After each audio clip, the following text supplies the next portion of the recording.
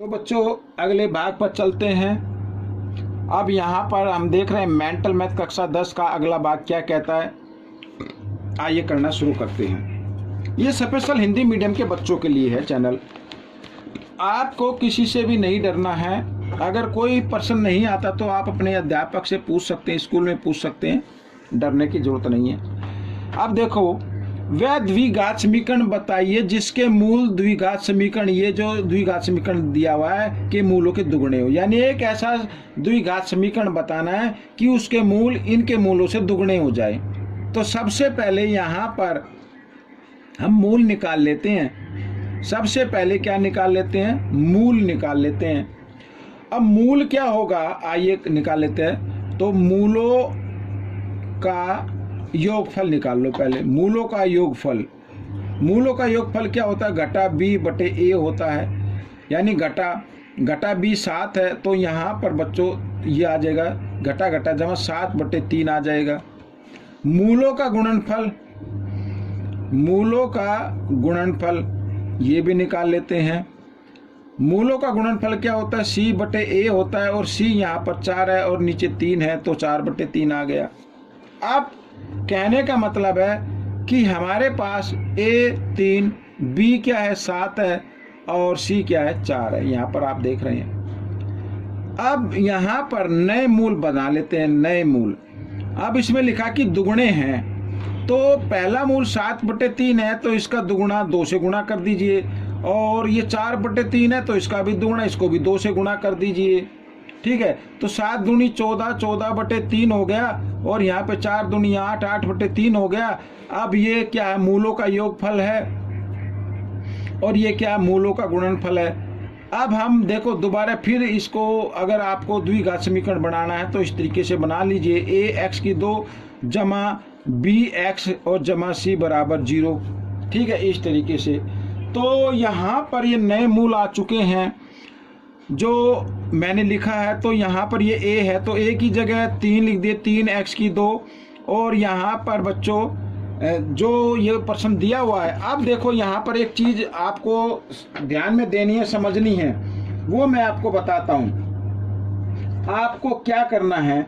आपको सिर्फ इतना करना है, यहाँ पर आपको सिर्फ इतना करना है कि ये जो दिया हुआ है ना मूलों का योगफल, अब इसको दोबारा आपको लेना है। मूलों का योगफल होता है घटा b बटे a। अब यहाँ पर तो ये जमा का है, पहले घटा का था, यहाँ पर ये फिर घटा घटा जमा हो गया, अब ये फिर जमा का हो गया, तो ये घटा हो गया। ठीक है, तो घटा में रखना है। तो मूलों का योगफल घटा 14 लिखना है आपको, यहाँ पर घटा 14। ठीक है, चाहे तो आप इसको यहाँ पर भी इसको ठीक कर सकते हैं। तो अब यहाँ पर घटा 3x की 2 घटा 14x, इस तरीके से। और c क्या है? c क्या है? यहाँ पर 8 है, तो यहाँ पर बराबर 8 बराबर 0। तो इस तरीके से आपका उत्तर बन जाएगा। भाई ये नया मूल है, कहने का मतलब नया मूल है। अगर हम निकालें नया मूल, नया मूल तो घटा b बटे a ही होगा ना, तो यहाँ पर घटा का निशान है, इसके आगे कुछ है, तो घटा 14 बन जाएगा। आइए करते हैं अगला प्रश्न। यदि प्रथम n प्राकृत संख्याओं का योग, प्रथम n प्राकृत संख्याओं का योग दिया हुआ है, तो n का मान बताना है। आइए, तो यहाँ पर n को n से गुणा कर लो, n की घात 2, n को 1 से भी गुणा करेंगे n। ठीक है, और साथ ही 2 को 66 से गुणा कर देंगे तो 132 आ जाएगा। अब ये आपका समीकरण बन गया n की 2 जमा n और घटा 132 बराबर 0। इस तरीके से बन गया द्विघात समीकरण। a b c करना क्या है आपको? c को और a को गुणा कर देना है, तो गुणा करने पर आना चाहिए घटा 132 n की 2। एक संख्या घटा की है, एक संख्या जमा की है जिसको हमने गुणा किया, और घटा जमा क्या होते हैं? घटा होते हैं। अब ऐसे इसके गुणनखंड निकालने हैं कि ऐसी 2 संख्या ज्ञात करनी है कि उनको गुणा करे तो 132 और उनको आपस में घटाए तो 1 आना चाहिए। यहाँ पर n के सामने 1 गुणांक के रूप में है, तो 1 आना चाहिए। अगर ऐसे नहीं आते तो आपको 132 के क्या कर लेने हैं? यहाँ पर टुकड़े कर लेने हैं, 2 छिक 12 और 2 छिक 12। इस तरीके से आप इसको गुणनखंड कर लीजिए, और फिर 3 से 3 एकम 3, 3 एकम 3, यहाँ पर ये देखिए 3 दूनी 6 दूनी 12, 12 और 11, जी हाँ 12 और 11 को गुणा करेंगे तो 132 आएगा और उनको आपस में घटाएंगे तो 1 आएगा। अब n की जगह एक तो 12 आ गया, 1 आ गया 11, तो यहाँ पर जो निशान दिया हुआ जमा का वो बड़े नंबर पर रखना, छोटे पर घटा कर रखना है। ठीक है, n की 2 जमा 12n और घटा 11n और घटा 132 बराबर 0। इस तरीके से आपको ये लिखना है। अब n का मान आपको यहीं पे निकाल लेना, आगे करने की जरूरत नहीं है। यहाँ पे जमा 12 है तो इसका मान घटा 12 आएगा और जो 11 है, ठीक है ना, यहीं पे भी लिख सकते थे, जो 12 है वो घटा का हो जाएगा और जो घटा की संख्या है वो जमा में हो जाएगी। अब n का मान तो घटा में नहीं हो सकता, इसलिए n का मान 11 हो गया। ठीक है, आइए करते हैं अगला प्रश्न। अब ये थोड़ा सा लंबा प्रश्न है, इसको ध्यान से देखना बच्चों। यहाँ पर जो दिया हुआ है, यदि a और b द्विघात समीकरण के मूल हो तो एक ऐसा समीकरण द्विघात समीकरण बताना है जिसके मूल ये दिए हुए हैं। सबसे पहले मूलों का योग, ये आपको निकाल लेना, मूलों का योग। बिल्कुल भी समय बर्बाद नहीं करना है और ना ही वीडियो को स्किप करें, इसको पूरा देखें। मूलों का योग क्या होता है, घटा b बटे a, लेकिन यहाँ तो घटा और घटा पहले ही है तो a, इस तरीके से घटा घटा जमा तो 3 आ गया बच्चों। ये मूलों का गुणनफल, मूलों का गुणनफल,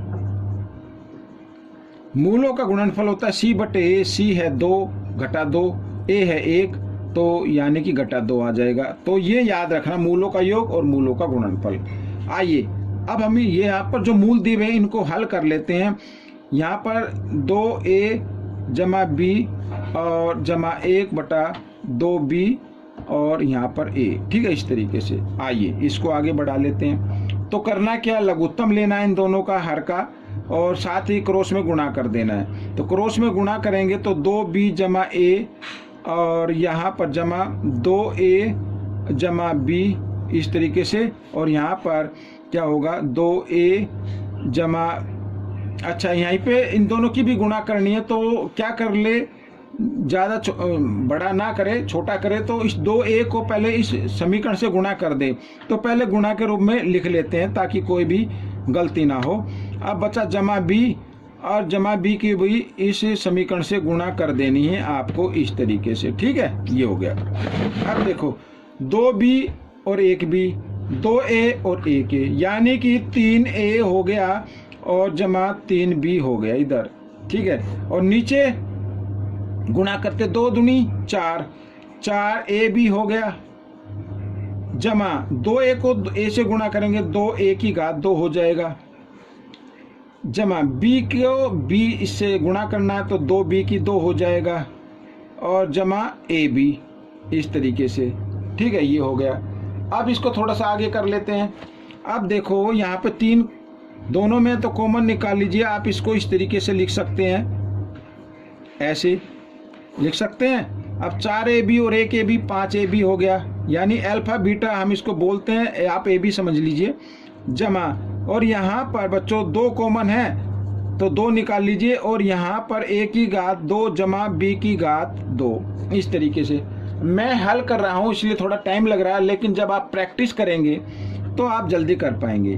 देखो प्रैक्टिस तो करनी पड़ेगी, बिना प्रैक्टिस के, बिना अभ्यास के आप नहीं कर पाएंगे। ठीक है, अभ्यास नहीं कर सकते तो वीडियो भी मत देखिए। तो देखो यहाँ पर 5ab जमा 2, अब a की घात 2 जमा b की घात 2 बराबर होता है a जमा b की घात 2 और घटा 2ab, इसी के बराबर होता है। ठीक है, ये मैंने लिख दिया। अब यहाँ पर आपको a जमा b, वहाँ पर मूलों का योग लिखना, जहाँ पे a b है यानी गुणनफल है वहाँ पे गुणनफल लिखना है आपको। ठीक है, आइए करना शुरू करते हैं। तो सबसे पहले 3 गुणा ये a b यानी मूलों का योग जो मैंने पहले कराया था, ये देखिए मूलों का योग। तो यहाँ पर a जमा b पे मूलों का योग रखना है तो 3 लिख लेते हैं। ठीक है, आइए 5 मूलों का गुणनफल है तो मूलों का गुणनफल घटा 2 आ रहा है, जमा 2 ब्रैकेट मूलों का गुणनफल योगफल है 3 तो 3 की घात 2 घटा 2 और यहाँ पर ए बी की जगह हम ए बी का मान यानी गुणनफल लिख देते हैं इस तरीके से। 3 3 9 5 दूनी 10 घटा 10 आ गया, जमा 3 को 2 बार गुणा किया, माइंड में कर लेते हैं, यहाँ पर 9 आ जाएगा, और घटा घटा जमा 2 दूनी 4, 9 और 4 13 हो गया, 13 को 2 से गुणा करेंगे 26 हो गया, और 9 अब 26 में से 10 घटा दीजिए 16 हो गया। ये आ गया बच्चों यहाँ पर। ठीक है, मूलों का योगफल हमने निकाल लिया है। योगफल में b बटे a होता है, b बटे a। ठीक है, इस तरीके से याद रखना है, b बटे a। अब यहाँ पर यानी घटा b बटे a होता है। अब c बटे a निकालने की जरूरत नहीं है आपको, c बटा a निकालने की जरूरत नहीं है। वो क्यों नहीं है? क्योंकि c क्या है? c तो आपके सामने यहाँ पर, अब मैं आपको बताऊं, देखो ये जो हमने निकाला है b बटा a, यानी इसी को समझिए, ये मूलों का योगफल है ना, तो यहाँ पर b बटा a, ये a तो आ गया हमारा, और इसी प्रकार c बटा a आएगा। अब a का मान तो निकल चुका है आपके सामने, a का मान तो निकाल चुके हैं हम आपके सामने, निकाल चुके हैं ना यहाँ पर। अब देखो, अब आपको समीकरण बनाना ax की घात 2 जमा bx जमा c बराबर 0। अब आपको क्या करना है? अब आपको क्या करना है वो मैं बताता हूँ। देखो यहाँ पर क्या करेंगे, अब a क्या आ रहा है? a क्या है बच्चों? a 16 है, तो यहाँ पर 16x की घात 2 लिखेंगे। b क्या है? घटा b है, तो घटा 9 लिख दीजिए आप इधर, 9x, और c 1 लिखना है आपको बराबर 0। ये आपका क्या बन गया? क्या बन गया? ये द्विघात समीकरण बन गया, और यही आपका उत्तर रहेगा। ठीक है ना? तो ये प्रश्न भी आपका हल हो गया। आइए करते हैं अगला प्रश्न। अब ये देखो यहाँ पर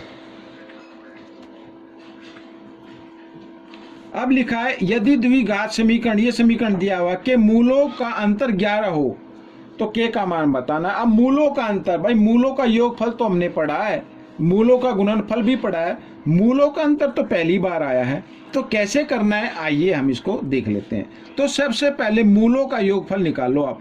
मूलों का योगफल, मूलों का योगफल क्या होता है बच्चों? मूलों का योगफल होता है घटा b बटे a। तो घटा b यानी घटा 5 बटे a का मान 1 यानी 5 आ गया। ठीक है, ये आ गया मूलों का योगफल। मूलों का योगफल यानी अल्फा जमा बीटा बराबर 5। अब मूलों का अंतर दिया हुआ है, यानी ये जो मूल है इनका अंतर ये होगा, घटा देंगे तो आ जाएगा 11।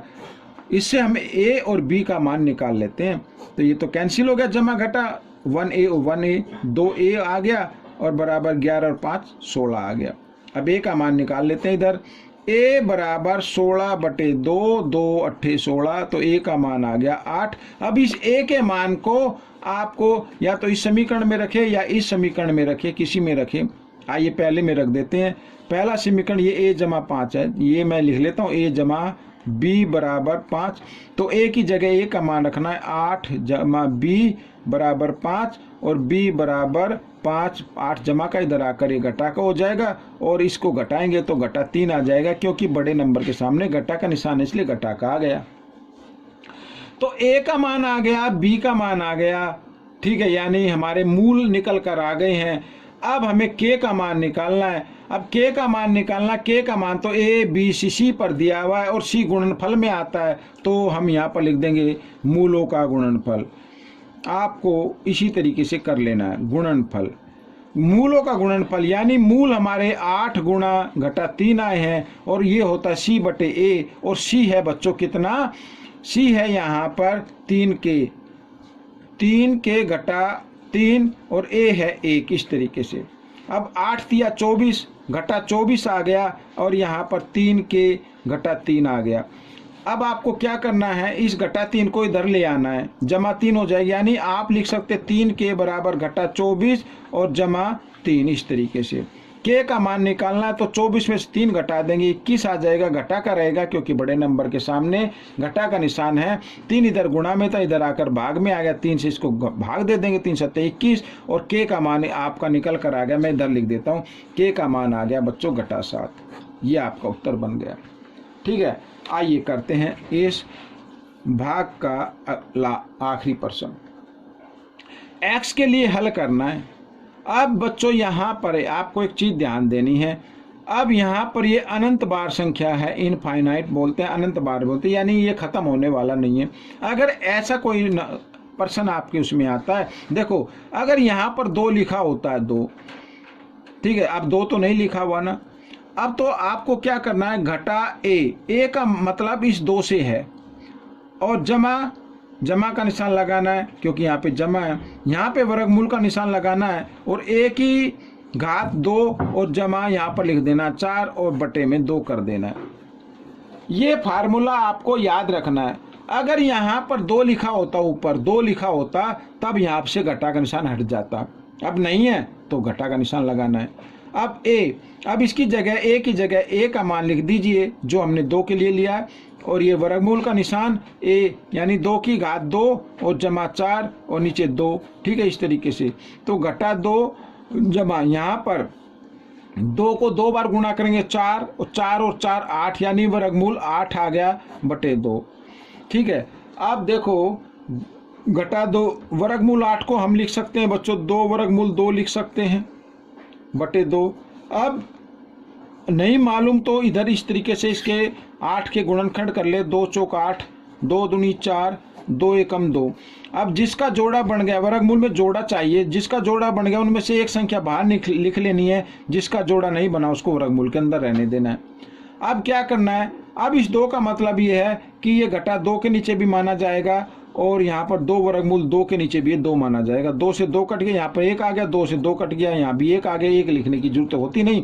तो घटा 1 जमा वर्गमूल 2, ये आपका उत्तर आ गया। आप चाहे तो जमा वाला नंबर आगे लिख लें और घटे वाले को पीछे लिख लें, तो ये आपका उत्तर बन गया बच्चों। तो इस तरीके से ये भाग भी कंप्लीट हो गया है। आपको ये भाग कैसा लगा मुझे ज़रूर बताएं, और किस टॉपिक पर वीडियो चाहिए आप मुझे कमेंट्स भी कर सकते हैं। मिलेंगे अगले भाग में, तब तक के लिए धन्यवाद।